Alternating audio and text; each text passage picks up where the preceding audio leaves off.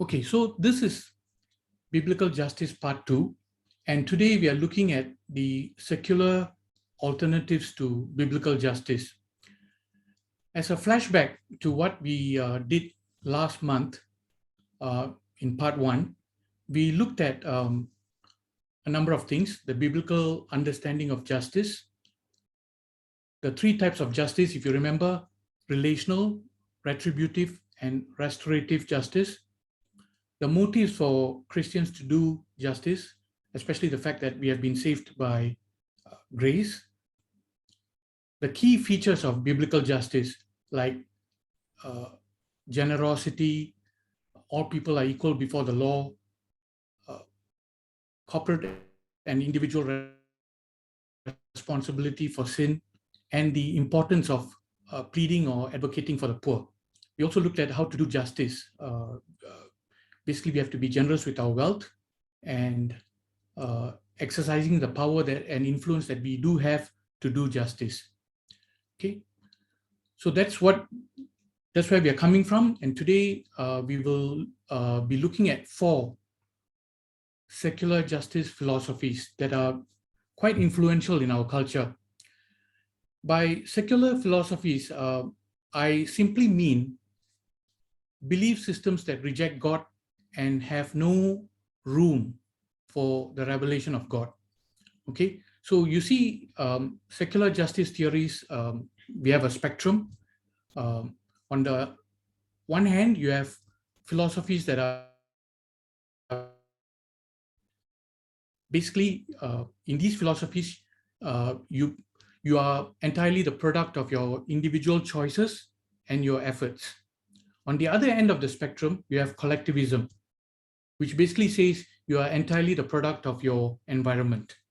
Okay, so these are the 4 justice philosophies. I'll begin with libertarianism. And in essence, it's this philosophy says that justice is all about freedom. The emphasis is on freedom. And then you have liberalism. The emphasis is on fairness. You have utilitarianism. The emphasis is on happiness. Okay. And finally, probably the most dominant secular philosophy that is on the rise, and that is postmodernism, where you look at things through the lens of power. Okay, so I assure you, this is not going to be some cheap academic talk. I'll keep things simple without being simplistic. Let's look at the theories one by one and analyze them through biblical lens. I also want to just tell you right now that I had posed a certain question to Pastor Mark, and so stick around to the end. When I will play his response to that question. Okay, so let's begin with libertarianism. As you can imagine, this word libertarianism comes from the word libertas, which is Latin for freedom. And under this philosophy, a just society promotes individual freedom. This philosophy is very individualistic and believes in a small number of individual rights. Like what? Like the right to not be harmed, the right to own private property, the right of free speech. And libertarians believe that the best way to guard these rights is to have a small or minimal government. Okay, they think that large governments will usually regulate speech, control the private lives of citizens, intervene in the free market, stick their noses into everyone's business. Okay, so they are very suspicious of big government, and they say that as the government gets bigger, it'll begin to oppress people. So they believe that an unregulated free market gives people more choice, more free choice, and it will best protect not only their individual rights, but also help the people, the economy to prosper. So under libertarianism, the success of anyone's life depend wholly on their individual choices and efforts. Okay, let's look at libertarianism through scripture. Okay. The first point I want to make is this. Libertarianism denies the complexity of who we are. We are individuals who are placed by God in a family, in a community, in a country. If you recall in part one, we saw how the Bible balances individual freedom with social responsibility. Unlike the Bible, libertarianism downplays the role of social forces in what makes people poor. So they think that if you're poor, it is your fault. You didn't work hard enough. But the reality is that sin creates an unlevel playing field that individual freedom alone cannot remedy. A person may have worked hard, but still be poor because of something beyond his control. Like what? Like a pandemic. Okay. Libertarianism denies that sin is universal.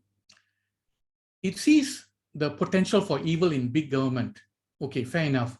But it fails to see the evil in free markets. It fails to see the evil in capitalism. Even though human sin or greed is everywhere and it will corrupt everything. Okay. Next, it has a sub-biblical or imperfect understanding of freedom. We were created by God for loving Him and our neighbor, not just for self-interest. So the more we do what we were created to do, the more free we will be. Okay? The libertarian understanding of absolute rights over property is not compatible with the Bible. We belong to God, not to ourselves, and so does everything we own. Whatever we have is ultimately God's gift, and we need to be generous in sharing. Now, this concept is not adopted by libertarianism. Okay.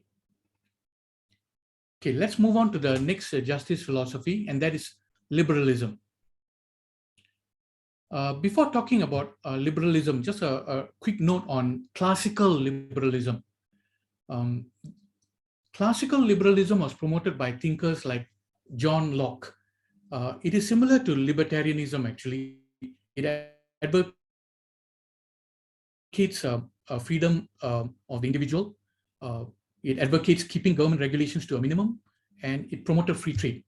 On the other hand, modern liberalism, I'll just call it liberalism, isn't so suspicious of government and uses government to promote fairness. Fairness, think about what that means. Liberalism expects government to play a big role in reducing inequality and regulating economic activity. So, under the philosophy of liberalism, what liberalism has done is that it has expanded the idea of human rights by adding certain entitlements. So, you saw earlier, right? You have basic rights like speech, the right to own property, the freedom of religion. What the liberals have done is that they have added social and economic entitlements like a right to education, a right to medical care.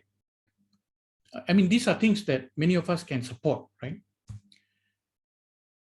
Liberalism believes that it is okay to sacrifice some freedom and prosperity in order to create a better society.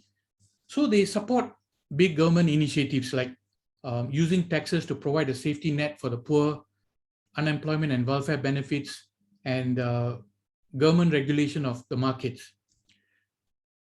But they still believe at the end of the day that some kind of free market is still the best way for a society to prosper. Liberalism believes, next pointer, that government regulation or intervention is the best way to get people to help the less fortunate. Liberals want the government's coercive power to be used to achieve a lot of things. It believes that justice is about honoring individual rights and entitlements. To liberals, honoring individual human rights and entitlements is the only moral standard. There is nothing higher. If you honor such rights and entitlements, then people are free to do whatever they think is their good. So to that extent, liberalism is still individualistic. Finally, liberalism assumes that self-interested individuals have specific goals and will behave rationally in a way that best enables them to achieve those goals.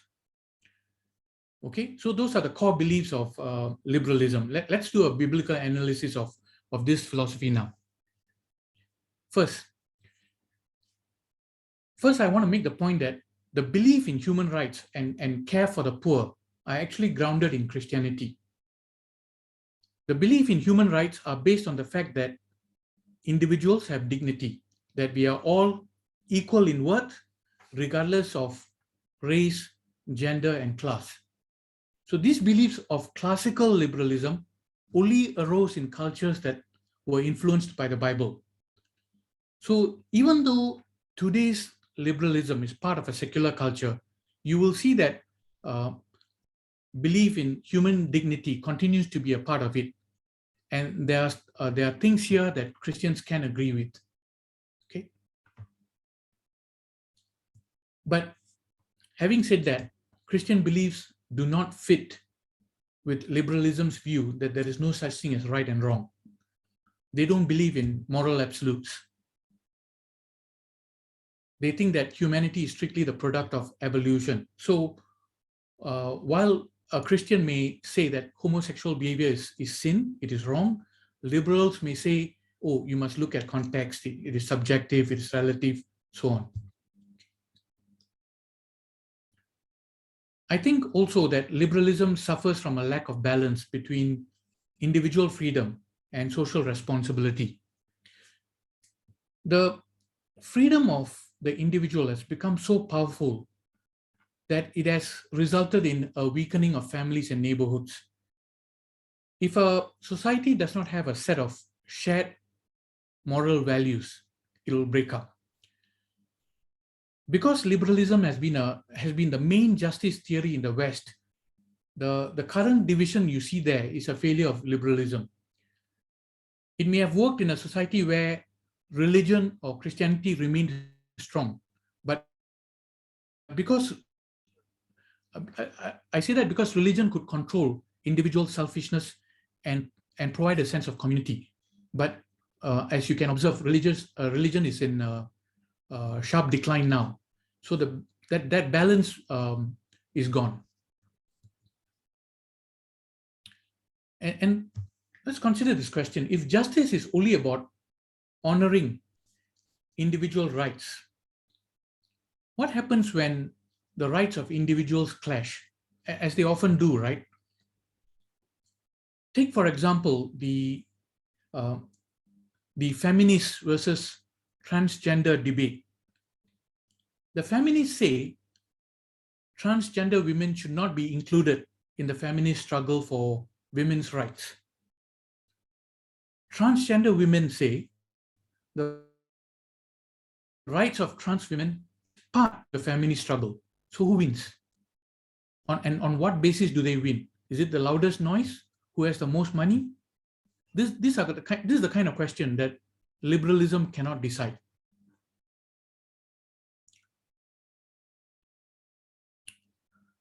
Rational self-interest is an insufficient basis for a fair society. Now, I said earlier that liberalism assumes that individuals are self-interested with specific goals and will behave rationally so as to achieve those goals. If your only motivation is self-interest and assuming you're not poor yourself, you would be tempted to promote a society that exploits the poor to advantage yourself. Exploiting the poor can be seen as a kind of rational self-interest. But if liberals reply by saying that, exploiting the poor is wrong, they have a problem. You know why? Because they deny moral absolutes. So if you look at things like bribery from a purely cost-benefit point of view, then exploiting the poor might be practical and in your self-interest. Last point I want to make is this: the liberals' insistence that religious views stay out of public discourse is hypocritical. They tell religious people not to make arguments based on their faith, only use reason and science. But after having said that, they then smuggle in their own beliefs and fanciful theories on sexuality, human nature, and rights that are not science-based. For example, science says gender is binary, male, one X chromosome, one Y chromosome, and female, two X chromosomes. There is no Z chromosomes. But liberals say there are more than 50 genders. You've got transgender, pangender, genderqueer. This is not based on science.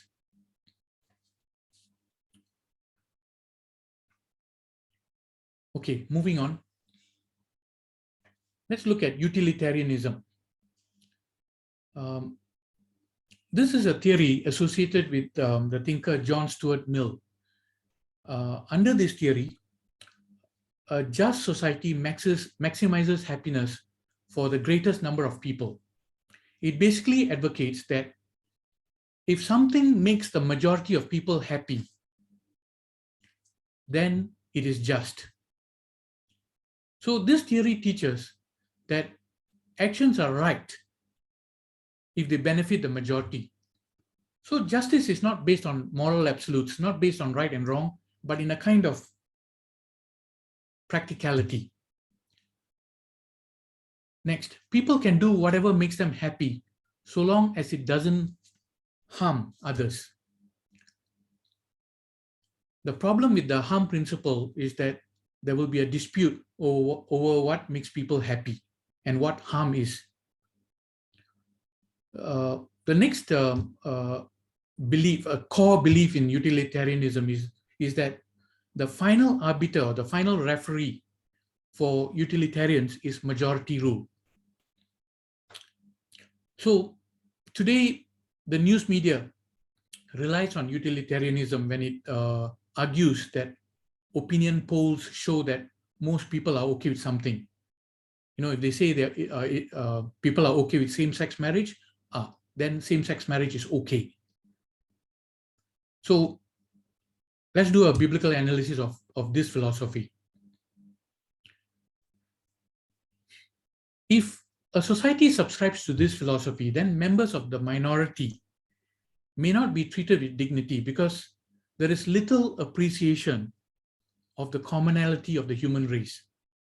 For example, it is possible for the majority in a country to say, hey, we can only be happy or safe if a minority of the population is put in prison.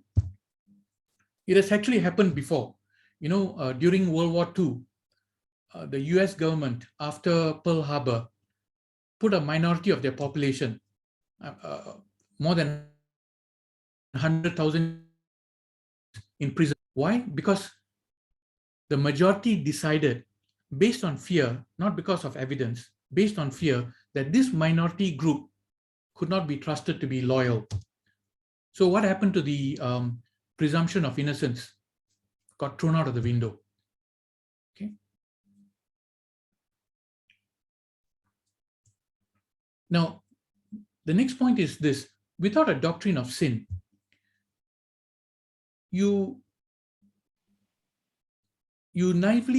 people naively assume that what will make the majority happy is right. But is that true? Is it true that anything that makes a majority happy is right? The majority, if we know anything about human nature, we know that the majority can be happy doing something cruel or evil. Just because something makes a person happy doesn't mean it is right. And finally, the harm principle can't prevent abuse because it is the majority who defines harm. In the 1930s, 40s, and the 50s, the United States had laws that prohibited African Americans from mixing with whites in public places. And defenders of these racist laws used the harm principle to tell African Americans, hey, these laws are actually not harmful. It's actually for your own good. You can see the absurdity, right? The majority gets to tell the minority what is good or harmful for them.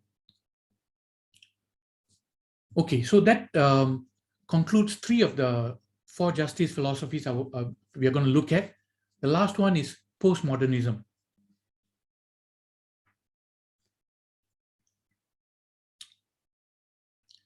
So in this philosophy, a just society undermines or erodes the power of dominant groups in favor of the oppressed. In the West, postmodernism has become the most influential worldview or way of looking at reality. And it is reaching places like Singapore, very cosmopolitan city, very quickly. Politicians, universities, the mainstream media, and major corporations are endorsing the ideas of postmodernism all around the world. So we'll spend a bit more time on this, and bear in mind that many of our kids and young adults who are in tertiary institutions are getting exposed to postmodernism. So it's worth taking a close look at this. Huh? But before I do that, I want to just briefly, I don't want to introduce postmodernism in a vacuum, so I want to talk about a little bit about pre-modernism and modernism first. Okay.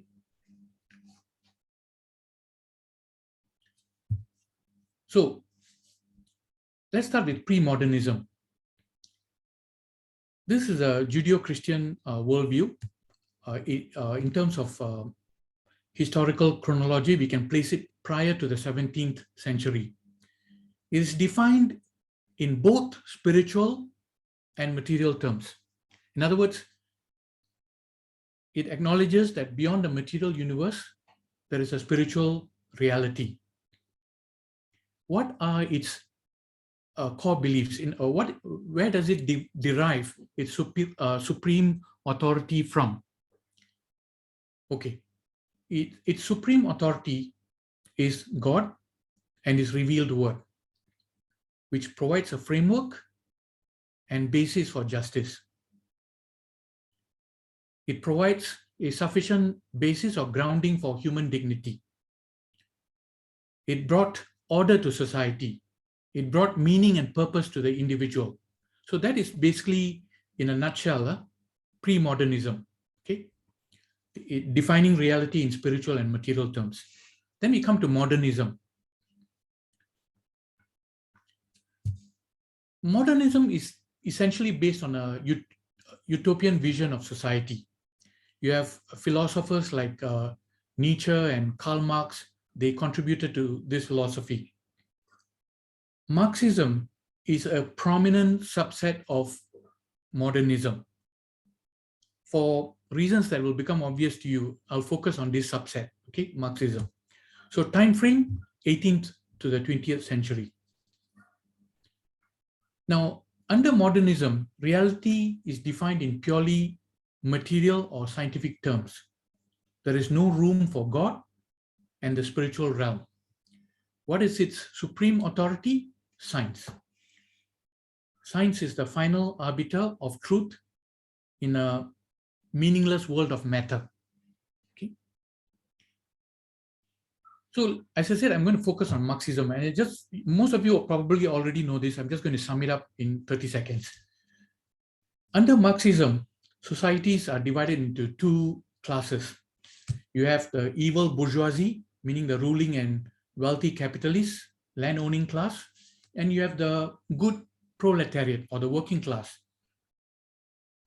The wealthy bourgeoisie exercise their power through the traditional systems. And that results in them remaining on top of the ladder.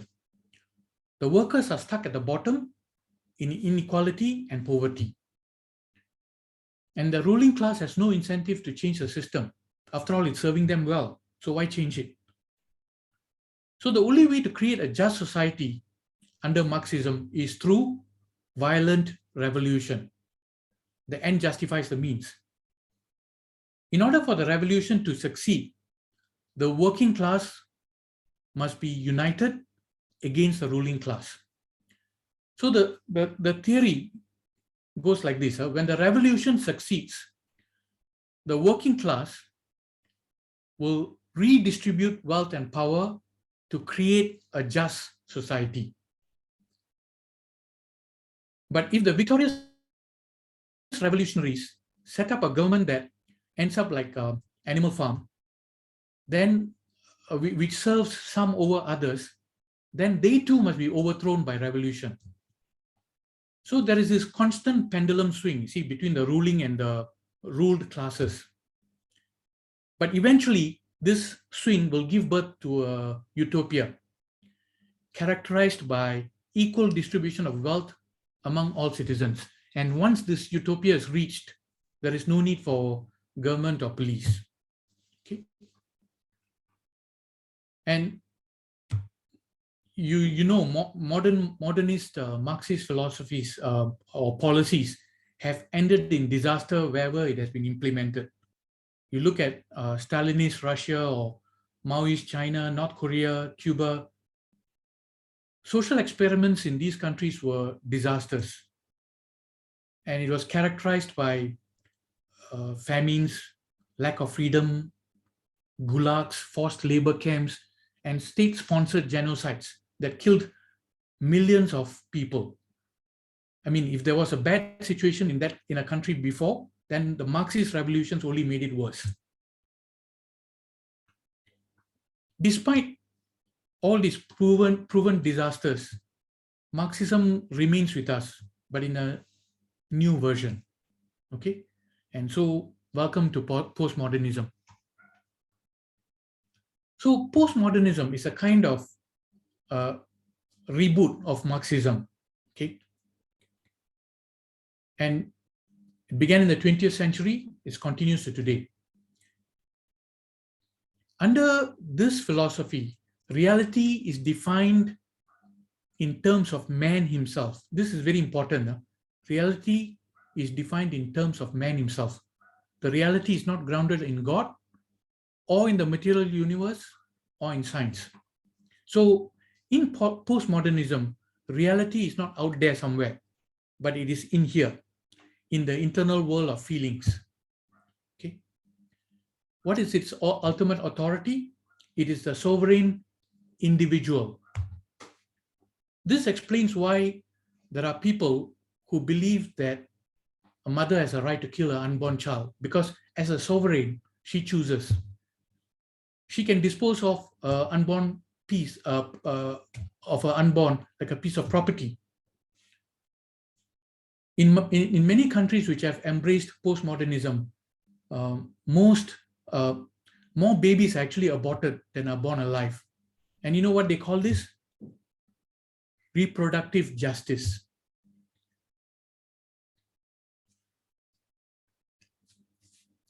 According to postmodernism, truth is personal, subjective, and relative. Truth is a product of the human mind or imagination. Man has the right to define his own concept of existence and meaning.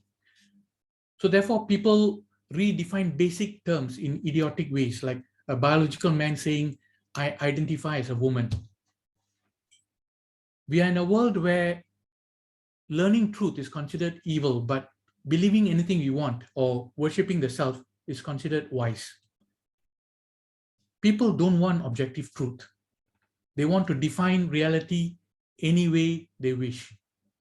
So man will deny the reality of objective truth, whether the truth is presented in God's word or revealed in creation or partly known through reason or logic. And postmodernism, final point here, expands Marx's class-based power struggle. Formerly, there were two groups, right? The working class and the capitalist class.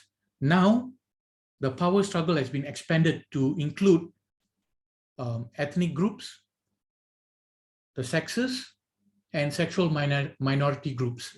So let's have take a look at the next table.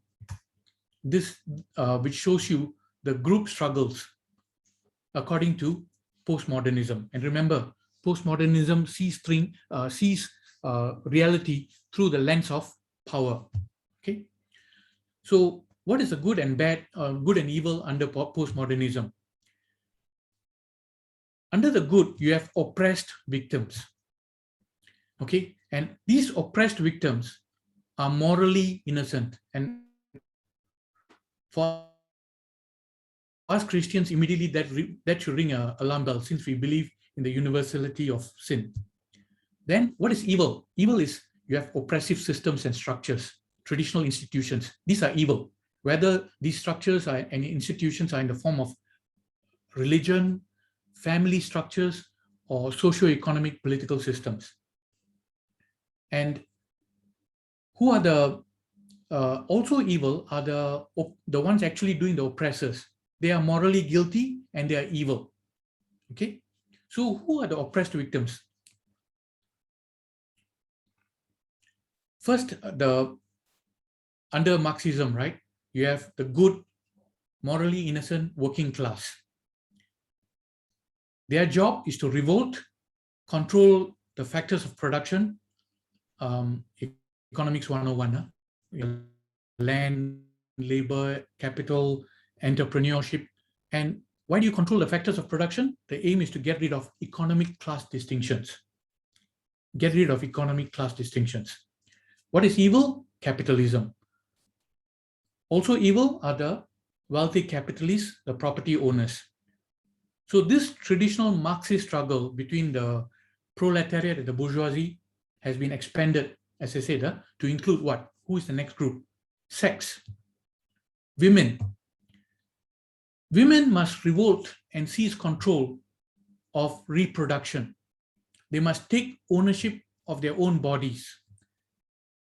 What's the aim? The aim is to champion full equality of men and women. No problems with that, right? We believe in equality of men and women. But the thing is, how do they define equality? They define equality as interchangeability or sameness. In other words, let's end the sex distinction. So this meant getting women out of the home and into the workforce. Postmodernist feminists associated domestic life with oppression. You probably know that these radical feminists look at homemakers with contempt. Okay. So what is the evil structure? The evil structure is the evil patriarchy and traditional marriage. The biblical notion of male headship in the home and the church is dismissed by postmodernists as a patriarchy, an outdated thing, an oppressive thing that was a source of inequality and injustice. Human relationships between husband and wife is not seen as a cooperation to bring up and rear children. It is reduced to power dynamics. Okay, the introduction of the birth control pill and legalized abortion was considered as great achievements by postmodern feminists. Why? Because pregnancy and the nurture of children were seen as obstacles to full equality with men. And then, of course, you have evil men. Postmodernists often express a hatred of anything masculine. Men, and by men, I mean husbands, brothers, sons. They are seen as potential sexual predators and rapists. Postmodernists started using the term toxic masculinity. You probably have heard of it. Toxic masculinity, implying that anything masculine is inherently toxic. Of course, if by toxic masculinity you mean bullying or some macho playboy who objectifies women, then okay. But postmodernists use the term to attack men who want to protect and provide for their spouse or behave in a way considered to be chivalrous, like being brave or expressing uh, conviction or a strong opinion, or even opening the door for a lady. Let's move on. Next group, ethnic minorities. Now we are going to go into the area of race. So what is evil? Evil is this term they call whiteness. And whites are evil. Postmodernists say whites as a group are racist. Now, again, how do they define racism? They define racism as, or they define racists as any ethnic group with prejudice, with racial prejudice and power. Let me repeat that. Racists are those people or ethnic groups with not only prejudice, but also power. So whites are racist. Why? Because they have racial prejudice and power. Blacks are not racist because they have no power and even if they have prejudice. And you would think that it's a funny way to define racism, right? So you probably, I don't know, I hope you have not, but I've seen a video where this black man in, I don't know whether it's New York or some major city in America, where this black man was kicking and punching a Chinese woman and saying all kind of racist things, you know, you things go back, this kind of things. But in this kind of thinking, he's not a racist. Why? Because he doesn't have cultural power. He just got the prejudice. That's not enough to make him a racist. I know it's quite pathetic, right? Okay. Last group, sexual minorities. And by that, I mean the LGBTQ plus people, right? The alphabet people. Is another oppressed group. The LGBT activists have cleverly used entertainment and celebrity culture to influence people and to normalize homosexuality. Some of you may recall, but there was a time 10, 15 years ago when Madonna and the singer Britney Spears, they kissed passionately on stage during a live MTV Music Video Awards. And that act helped normalize homosexuality. And people got flooded with homosexual images. You have TV serials like Glee, if you recall that, which affirmed the wholesome goodness of homosexuality. So what are the evil structures and traditional systems?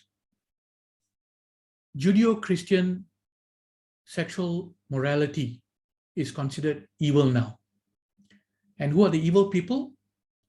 Orthodox Christians, Jews, Muslims, and other sexual traditionalists. They are considered oppressors. Christians who uphold biblical teaching on sexuality, marriage, family, and even the male-female binary are branded as bigots. The message going out to Christian businesses, schools, and institutions worldwide, especially in cosmopolitan cities, is you better conform to the new sexual normal or else risk being left behind. The LGBT leaders, they don't want peaceful coexistence. They want total victory. We must understand that. This is their approach to power. You are either for them or against them. Polite neutrality is not an option. Okay. So what is postmodernism's program? What is their aim? Their solution for all the inequalities, that the perceived inequalities, is similar to Marxism. Raise the consciousness of the oppressed group and rise against the oppressors. And this must be done now, here and now, by human power and cunning. There is no heaven or afterlife. There is no future hope that an all-powerful holy judge will put all things right. Postmodernists, they regard traditional political systems and social systems with suspicion. Why? Because they claim that these are tools of the oppressors. So if you go and tell a person with postmodernist thinking, hey, this is objectively true, whether this truth is scientific or religious, they will just say, oh, this is a trick that you guys are using to dominate and oppress people. So we have a problem when every idea, when every word that we use is seen as an attempt to oppress. How do we have an honest discussion? How do we have a dialogue? To achieve justice, the postmodernists say the oppressed classes must deconstruct dominant community values and replace them with the community values of the oppressed people. So all binary contrasts, right? Whether male or female, black or white, straight or LGBTQ, nuclear family or alternative family, individual rights or community rights, Christian values or non-Christian, all these must be deconstructed. Now, listen to this. Deconstruct does not mean destroy. What it means is they are seeking to erase the distinction between the two opposites so that there is no longer any reason why a marginalized group should be marginalized. So erase the distinction between men and women, between straight and LGBTQ, between nuclear family and alternative family. Again, you should be able to see that this is absurd. Since when is a nuclear family a value of a so-called dominant group? Does that mean that alternative family value or a same-sex family, same-sex couple is a value of the oppressed? Since when? That's quite absurd. Okay.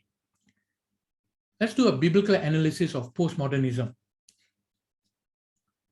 Now, if each person is the source of reality and the definer of reality, in other words, a law unto himself, if we are our own little gods, and if each of us has ultimate authority, you know what's going to happen? There will be social chaos. Every idea, whether good or bad, will have to be honored and respected. If a white man says he identifies with Thai culture, and then he declares that he's a Thai woman, you just have to accept it. Because why? He's expressing his own reality. Postmodernists say that all morality is socially constructed. In other words, the only meaning morality has is the meaning given to them by people. Well, that's true in a limited sense. I mean, the age a person becomes an adult is a social construct, right? In Europe, it is 18. Here, it is 21. The nuclear family is a social construct. But is all morality socially constructed? If it is, then it is illogical for the postmodernists to say that their own moral claims are not socially constructed. Do you see the inconsistency there? If all truth claims and justice agendas are socially constructed in order to preserve power, then why are the claims of postmodernists not subject to the same critique? That is a fatal flaw. Why are their claims about oppression morally right, while all other moral claims are dismissed as mere social constructs? And if all people with power use power for domination, then if the postmodern revolutionaries manage to replace the oppressors at the top, why wouldn't they make the same mistake? To all these questions, postmodernists cannot offer good answers. Just continuing the analysis. It is too simplistic to see human beings as inherently good, morally good, and that any evil is instilled in us by the environment. It is simplistic to say that poverty, crime, and violence are due to wrong social policy. Biblically, we know we are complex beings. Socially, we are both individuals and social creatures made in the image of a three-in-one God. Morally, we are sinful and fallen, and yet we are valuable, being made in the image of God. Constitutionally, we are soul, spirit, body. The reasons for evil, for unjust outcomes are very complex. Yes, we need social changes, and injustice must be addressed, but people also need meaning in life. They need strong families. They need ways to grow in character. The problem with postmodernism is that it ignores the complexity of what makes us human and what makes humans thrive.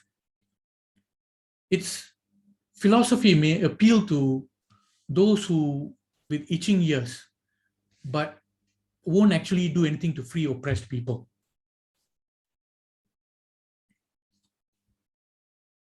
Next pointer, it denies our common sinfulness.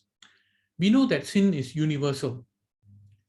Every nationality and ethnic group is given common grace to contribute positively to the world. And every culture also comes with something negative.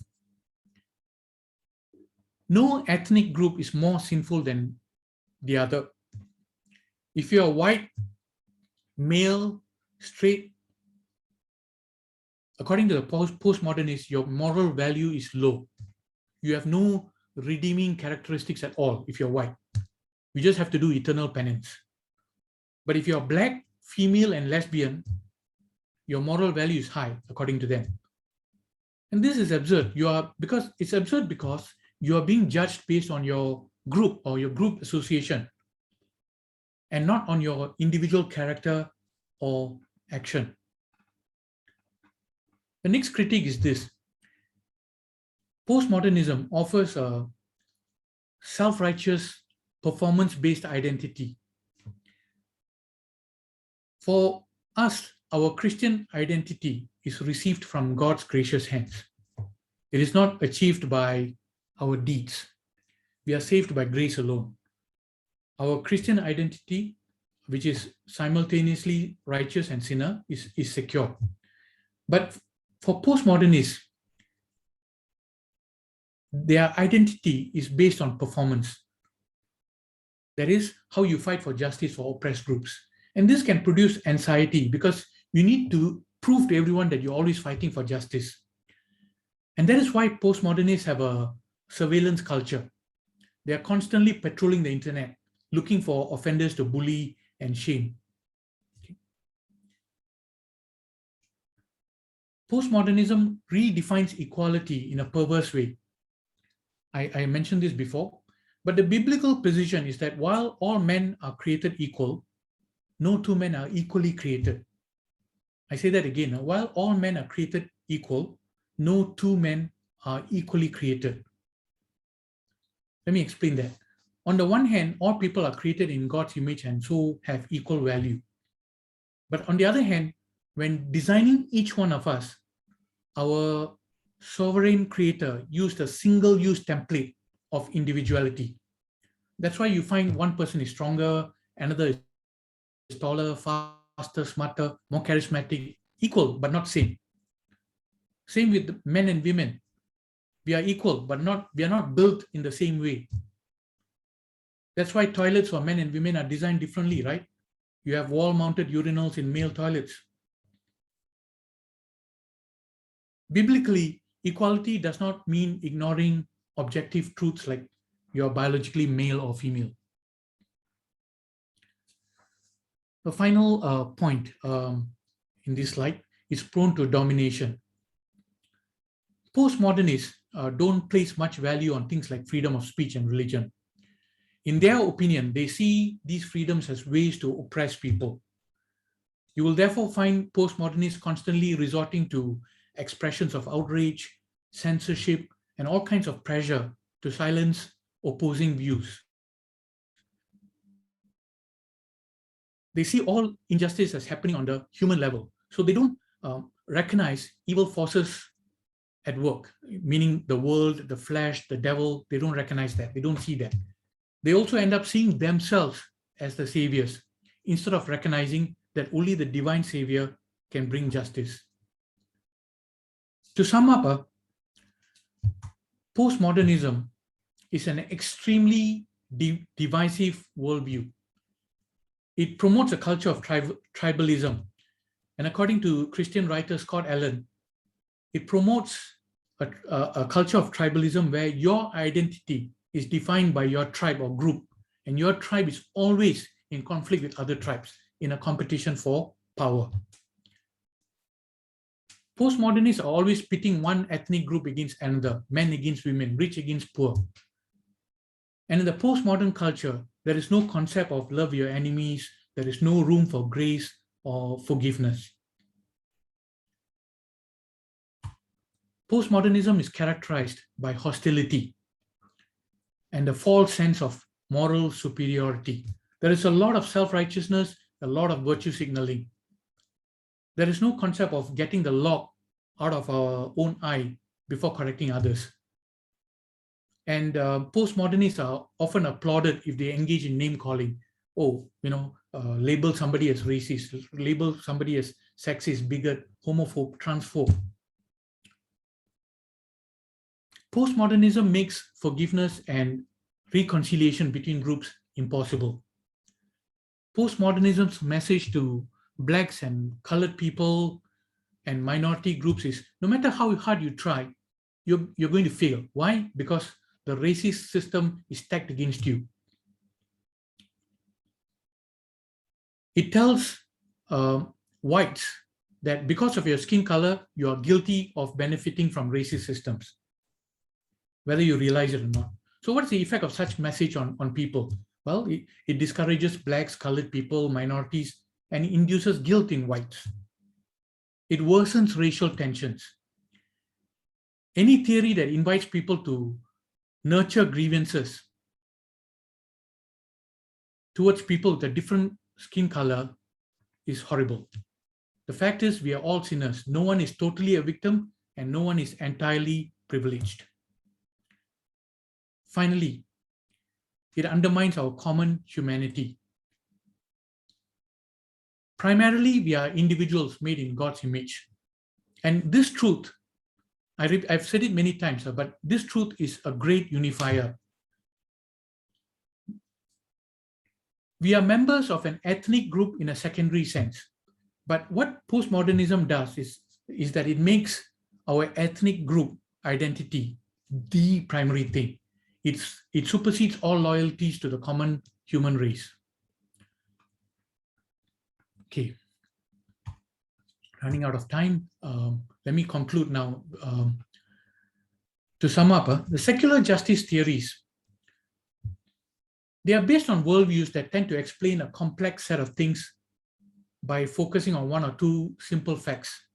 It's a form of reductionism, but only biblical justice comprehensively addresses the needs of the human condition. While secular alternatives may raise some valid concerns, we cannot fully agree with them.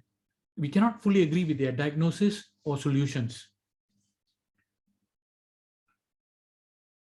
Secular justice theories keeps the obligation to share with the poor on the horizontal level, meaning on the relationship between men. But biblical justice keeps the obligation on a vertical relationship between God and men. Socialists may say money is ultimately the state's and must be redistributed to the needy, even if that means forcing people to do so. Capitalists may say money is yours alone and any giving must be voluntary. But biblical teaching says your money is your own and no one must confiscate or steal it from you. But at the same time, it teaches we have moral obligations to both God and our neighbor to use our money generously as good stewards. These secular justice philosophies are ultimately hollow and deceptive philosophies, and Christians must not sell their birthright for such a bowl of soup. We must take our birthright and do justice. So, what about Christianity and biblical justice? How can we wrap it up? Well, biblical justice addresses all the concerns of justice found across the spectrum of secular alternative theories. Each secular justice theory addresses maybe one or two of the 5 features of biblical justice I mentioned in part 1. Remember that? Generosity, responsibility to the community, equality before the law, corporate and individual responsibility, advocacy for the poor. But no secular theory addresses all of them. Biblical justice rebuts each of the alternative views without dismissing them entirely or compromising with them. Biblical justice goes deeper than any other theory in its analysis of the human condition. It sees injustice as a result of complex social, individual, environmental, and spiritual causes. Christianity offers truth claims without claiming to explain all of reality. There is still a lot of mystery in Christianity. Reality and people are complex and mysterious. We are not given a theory or a revelation that explains everything. There are things we are simply not told. The secret things belong to the Lord, right? Christianity does not claim that if our prescriptions or remedies are followed, all our problems will be solved. In that sense, Christianity is not utopian. We believe we should fight for justice, but we are realistic enough to know that we can never fully fix the world on this side of eternity. We expect there will always be injustice in this world, but we believe that God will eventually put all things right. Christianity shows God's repeated identification with the powerless. Postmodernists may be correct in saying there is domination and oppression in society, but postmodernists are also prone to domination and can be corrupted by power. Biblical justice changes our attitude to power. How? When God came to earth in Jesus, he came to a family at the bottom of the social order. He experienced torture and death at the hands of the elites. In Jesus, we see God putting aside his power and his glory to identify with the weak and the helpless, and yet he satisfied divine justice. He endured violence and injustice. He paid the penalty of humanity's sin. Then, after that, he was given honor and authority to rule. Jesus took authority after losing it in service to the weak. You see, rule and authority are necessary in any society. The Bible does not do away with the ruler-ruled binary. But when we see that Jesus saved us through his use of power for service, that changes our attitude to power and models for us how to use power. Okay, I've come to the end. I told you at the beginning that I posed a question to Pastor Mark, and this is the question, or rather the statement with some questions. Please have a read.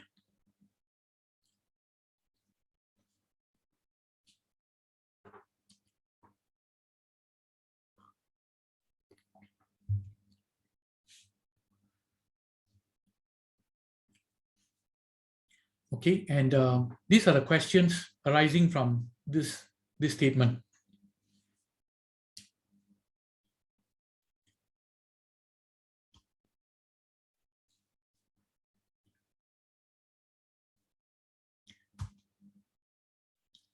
I know it is a long session, but I hope you will stay on to watch Pastor Mark's response, which I will play now.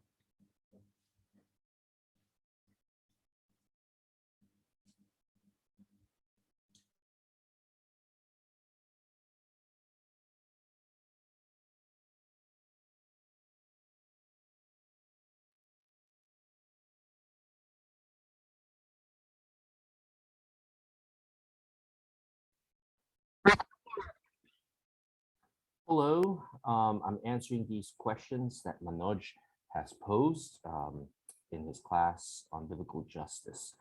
So the first question is Christians should not bother with concern for the poor or with engaging or transforming the culture. All of these are of secondary importance and are distractions from our spiritual purpose and mission, that is to save souls for heaven.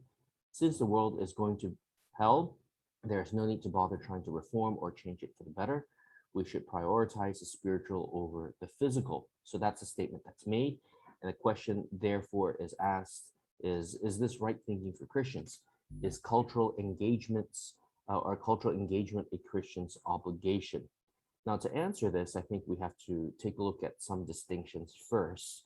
So, the role of the church is the Great Commission. We preach gospel for the salvation of souls. Our main aim is not cultural engagement, but the Christian's role is the cultural commission, the cultural mandate. And that means we are, as individual Christians, to engage culture, because in Genesis 1:28, God gave the commission to Adam to subdue the earth, to have dominion over it. And this was Adam's role as God's regent or God's representative on earth. And this continues to be given to all mankind, especially to renewed mankind, that is the Christian. So the Christian's witness is not merely just to be a witness to fulfill the Great Commission, but also the cultural commission. And Jesus restated this commission in the New Testament to those who would follow him. In Matthew 5:13-16, he said that we should be the salt of the earth and the light of the world.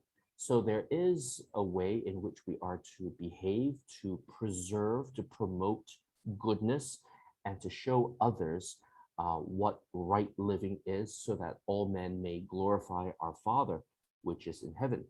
So getting to the points of the statement with regard to the poor, are we to have a concern for the poor? And the answer is, well, scripturally, we are. You know, Galatians 6:9-10 says that we're to do good unto all men. And this is in the context of helping one another, to take care of one another, to provide for one another. And this is especially the case for the household of faith, or towards the household of faith, but it is to all men as well. And as we saw in Matthew 5:16, as we have a concern for the poor, this glorifies God. So that is why we do this work. We have a concern because it glorifies God. And not only that, but when we do good, when we show this concern for those who are needy, we are doing it unto Christ. You know, in Matthew 25, Jesus was speaking of a king, and this king was speaking to the Christians, to the sheep, those on his right, that they have inherited the kingdom of God because they have showed by their behavior they are believers. And what did they do? They fed the hungry, they let the thirsty have drink, they took care of the strangers, etc. And the way he saw this, Jesus saw this, was when they did this to the least of these people, they did it to him. So why do we have a concern for the poor? Because we are to do good to all men, we are to glorify God, and this is pleasing to Christ.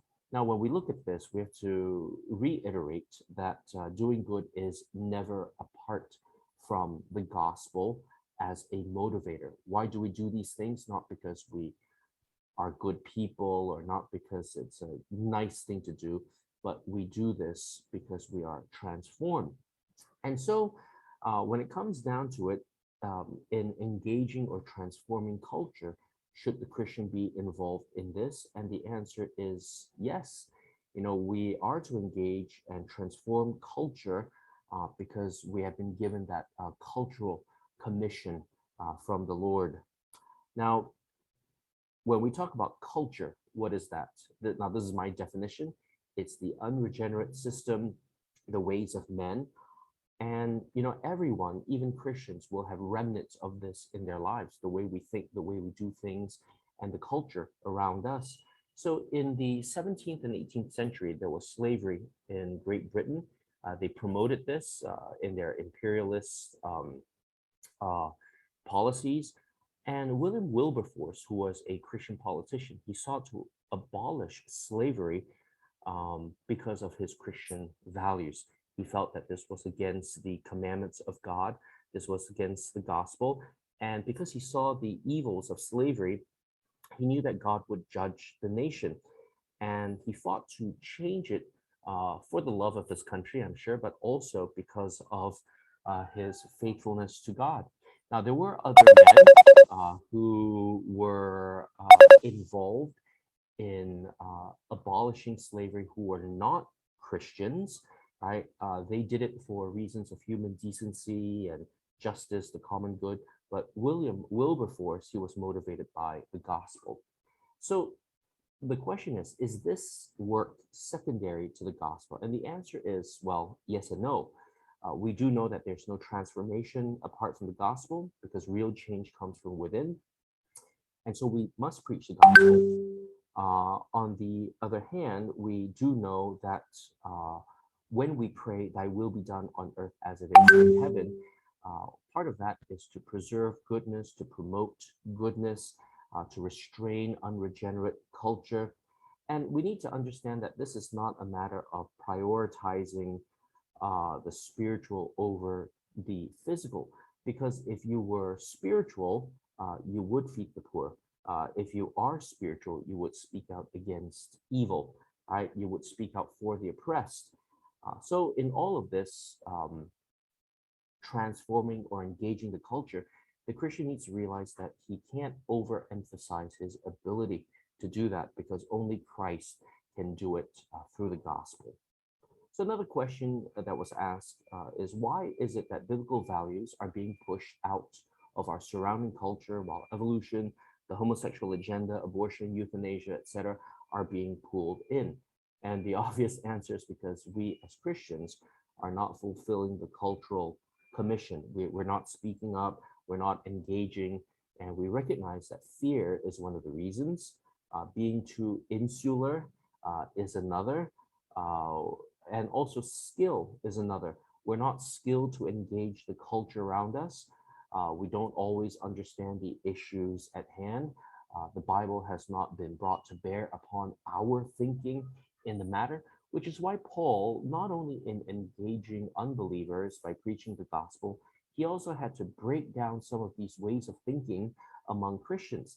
And he had to do that among the Corinthians. So, in his epistles, he had to address the prevalent cultural mindset that they had.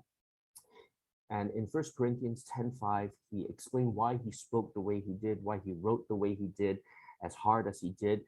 It was so that he would cast down imaginations and every high thing that exalteth itself against the knowledge of God, and bringing into captivity every thought to the obedience of Christ. So, um, the next question is just what does it mean to be in the world but not of the world? Does it mean we should subscribe to a kind of dualism whereby heaven is good and earth is bad, souls are good and bodies are bad? And the answer, to that is, look, we're in the world to be a light, to preach gospel, to demonstrate the gospel, but we're not to believe and act as the world does. That's primarily the meaning of what it means to be in the world and not of the world. And we are not dualists. We do believe that God created the earth. It is not bad. It has been marred by sin. And that is why God, through the gospel and through the work that he will do in the end, is he will recreate it. Um, but uh, it is not bad. God created the world. He thinks it is good. And whether it's a matter of semantics, God will salvage it, He will change it. Uh, Similarly, bodies are not bad because God created the body and He will resurrect the body and He will transform our bodies.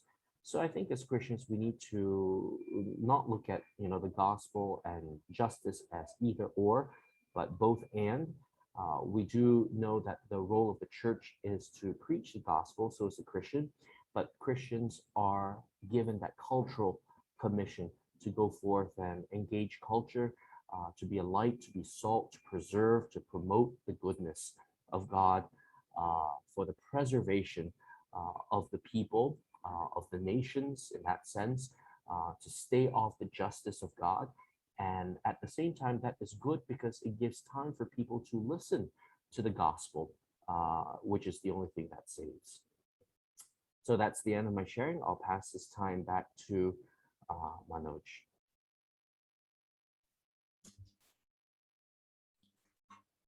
Okay, so sorry for overshooting, but glad to see that so many of you have stayed on to the end.